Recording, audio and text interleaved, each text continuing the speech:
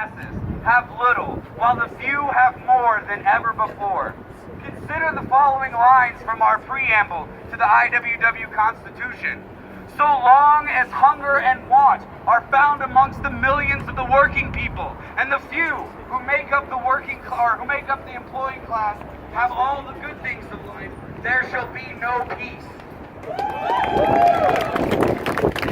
These words could have been written for today, which speaks to the class conflict that has continued unabated all this time. Let us take time today to remember past struggles, because they are too much like our own. Let us remember that victories of the past were hard-won by individuals just like us, because we must do it again. Yeah. We also must state what did not happen, because to repeat mistakes is too costly. Our victories were not won and given to us by benevolent bosses, nor were they given to us by thoughtful politicians legislating. It was us, the workers, who fought against injustice and oppression. The working class, through our collective power, wrested these victories out of the hands of capitalists.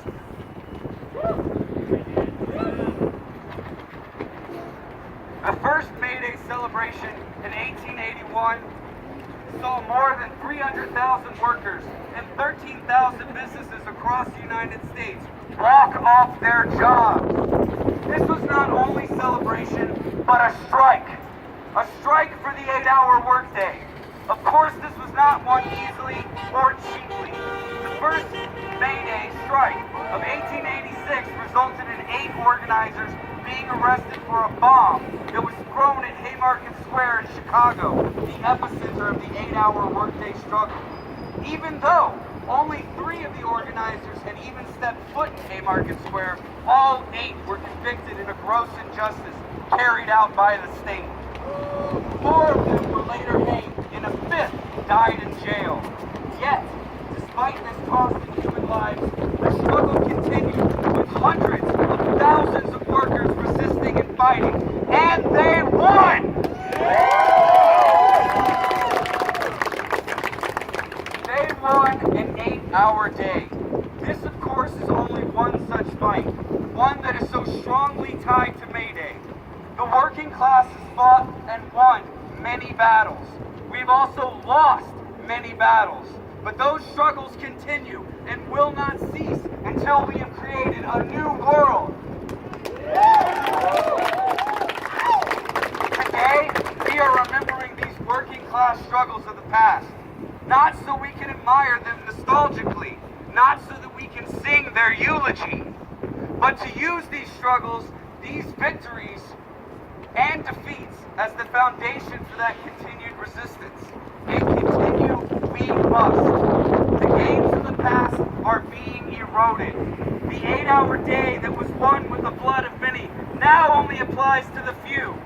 The gig economy and side hustles have become the new norm, as more and more workers struggle to make ends meet, even with a full-time job. At the same time, what we won was never enough. Many who fought for the 8-hour day felt that such a demand didn't go far enough, and that it didn't address the underlying exploitations of capitalism. We agree with that analysis.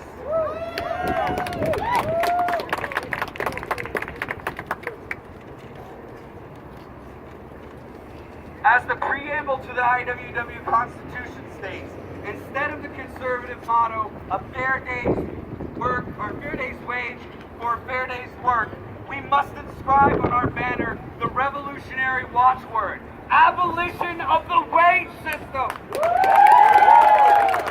We want more, and we deserve more. So let us use the examples of the past as kindling, so we may start the fire of liberation anew. Much of what we can learn from the past is relearning our collective power and where it resides in working class unity. In events such as this, in actions such as this, both the fuel and the flames of revolutionary struggle itself, working class unity gives us strength to not only resist the horrors of capitalism, but to reshape the world so it is just and free for all people, not just the few. By having and practicing actual solidarity, by standing shoulder to shoulder with our fellow workers, we are unstoppable. But who are our fellow workers? What does this win? What is the working class? We must specifically answer both of these questions because there are too many dangerous misconceptions and ominous assumptions when the working class is mentioned. The working class is not just manual labor. It is not only found in factories of old. It is not based on how much or how little you make. It is not even based on receiving a paycheck. But most of all, the working class is certainly not just white. It's certainly not just men. The working class is immigrant laborers, working in agricultural industry, providing food for all, only to be discarded and deported to satisfy nationalism. It is women in all jobs that are too often expected to labor in the workplace and then turn around and labor in homes as well. It is prisoners that are forced to work for pennies or simply nothing at all. Slavery in a new form. It is the rise of precarious work, where people work from gig to gig without any support or fallback, only the fear of what tomorrow might bring. It includes citizens of all nations. It includes white-collar intellectual work just as much as blue-collar manual work. This is the working class, all of us. Too often this is forgotten. Too often people speak of the working class in a limited sense. And even more often, people do not recognize themselves or others as working class. We are constantly divided by our oppressors along a multitude of identities, along race, along gender, along sexual identity, along ability, and along age. These naturally occurring differences speak to the beauty of humanity, our magnificent variety of cultures, and the innumerable ways of being. But within capitalism, these differences have been weaponized and used to fracture us.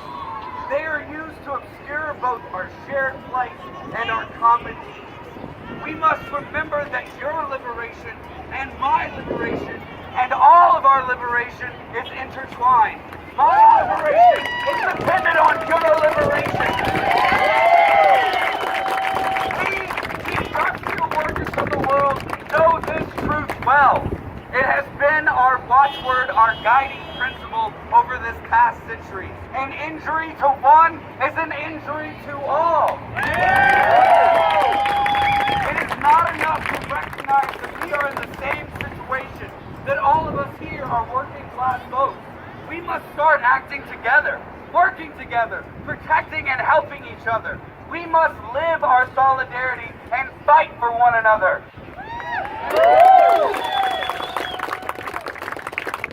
Of course, these ideas of coming together and unity are not new, nor are they ours alone. However, they are too often utilized towards indirect ends that siphon our power away from us once again. We don't want you to come together to sign a petition. We don't want you to rally to beg for concessions. We aren't calling for the masses to vote for whoever the newest savior politician or even the lesser evil. As the great feminist Audre Lorde once said, the master's tools will never dismantle the master's house. These strategies that rely on the establishment are doomed to fail because they do not recognize the direct power of the working class where it matters most. No, what we want is for the working class to take direct collective power over its collective lives. We want unity among the masses in order for us to determine our own desires, and then to go ahead and realize those desires ourselves. This is why we are the industrial workers of the world. This is why we seek to organize ourselves as a class at work, at the point of production. It is here where we are both the most exploited and where we also have the most power. It is here that we need to organize and fight back. Not by organizing ourselves to ride a representative or to submit votes for one ruling class party over another, but by organizing ourselves in workplaces to both withhold our labor in order to grind the capitalist economy to a halt, as well as taking control of the means of production in order to begin a new economy, one based on true equality and true freedom.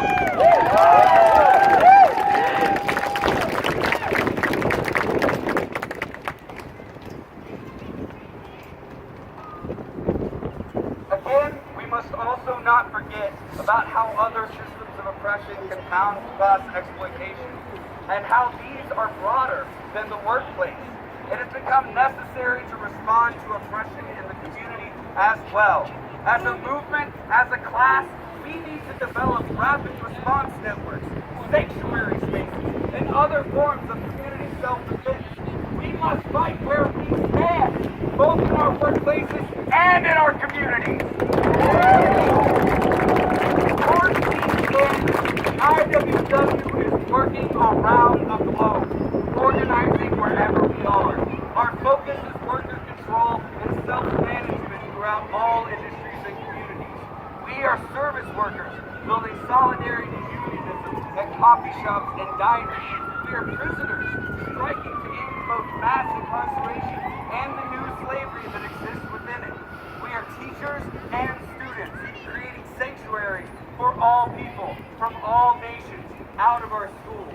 We are members of all genders, fighting to end patriarchy and learning just ways to address violence. We are community members and general defense committees that resist violence within our neighborhoods. We are tenants and solidarity members organizing against love wars.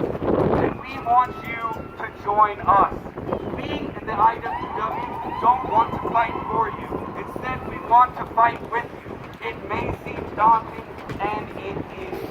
It may seem hard, and it is. But we are alongside you, doing together what we cannot do alone. And if you don't know where to start, if you have never organized before, we can teach you. We can show you what we have learned along the way from ourselves and others. This is why the IWW hosts workplace organizer trainings that are available to all workers. Yeah!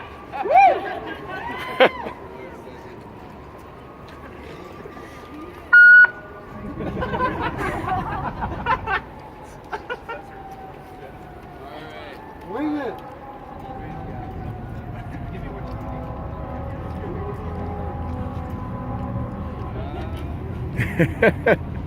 Technical difficulties, guys.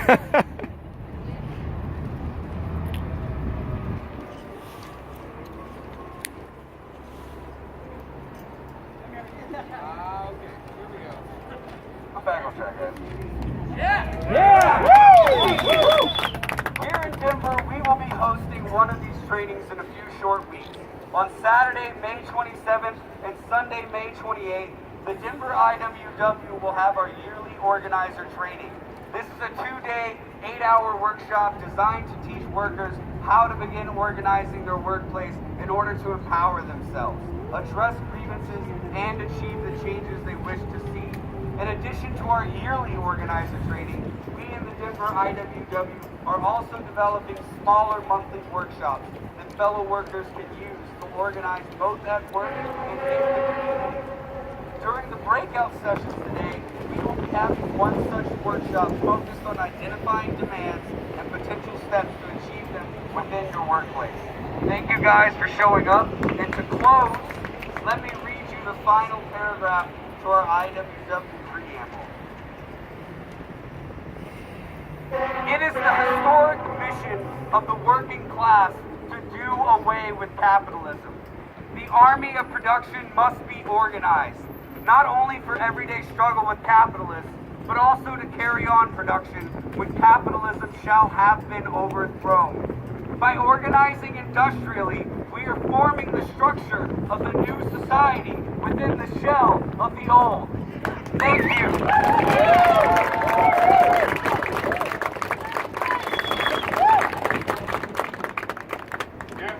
fit. Huh? All right, so I don't have to announce what the IWW is doing. We're going to take a little break here. I encourage you to consider a couple of breakout groups. One with the IWW, a mini workshop which Adam just described, and another with Femme Left over here. They've got a maypole. They've got some collage, anti-patriarchy collage art stuff happening. I encourage you to seek them out and those out and get to know folks. It's going to take 30 minutes. We got a lot more coming with the Green Party, Al Frente de Lucha, the International Socialist Organization, and Femme Left are going to speak. We got a song for y'all. We're going to, we're going to stir it up a little. So, all right, thank you.